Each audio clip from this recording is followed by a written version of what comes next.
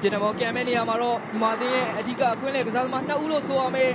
လင်းအောင်နဲ့အန်ထူးပိုင်တို့ရှိနေခဲ့တယ်ဗျာ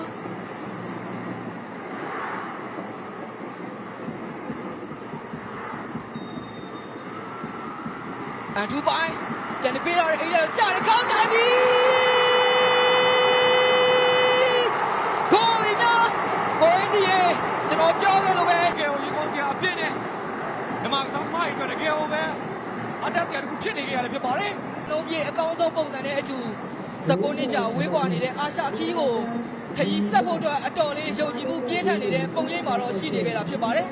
ဒီလိုအဝယ်ခံမှုမျိုးတော့မြန်မာပြည်သက်တွေနဲ့အတူမြန်မာအသင်းသားတွေလည်းမခံစားရတာကြာပြီဖြစ်တဲ့ကြောင့်ဒီအတွင်းကိုတင်ပြီးချိန်မှာတော့မြန်မာပြည်သက်တွေကတကယ်ကိုပဲပောက်ကွဲဆန်ကိုတော့ကျွန်တော်တို့မြင်တွေ့ကြားတွေ့ခဲ့ရတယ်ဖြစ်ပါတယ်ဟုတ်ပါတယ်သူတို့ကအနာဂတ်မှာသေချာပေါက်အားကိုးရမယ့်ကစားသမားတွေဖြစ်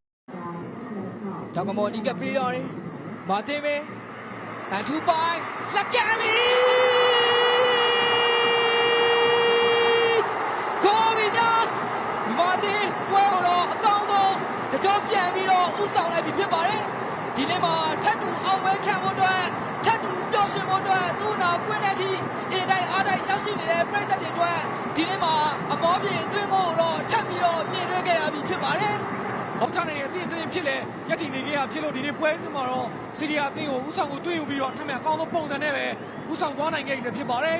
ဒီချိန်မှာမြင်တွေ့ပုံမြင်တွေ့နေထားရရတော့မြန်မာအသင်းရဲ့အသင်းကောင်းဆောင်အောင်ဒီယားရဲ့ပါနေမှုကိုလည်းမြင်တွေ့ခဲ့ရတယ်ဖြစ်ပါတယ်ဒါကြောင့်မို့မြန်မာအသင်းကဒီနေ့မှာတော့စီးရီးယားအသင်းကိုတကိုး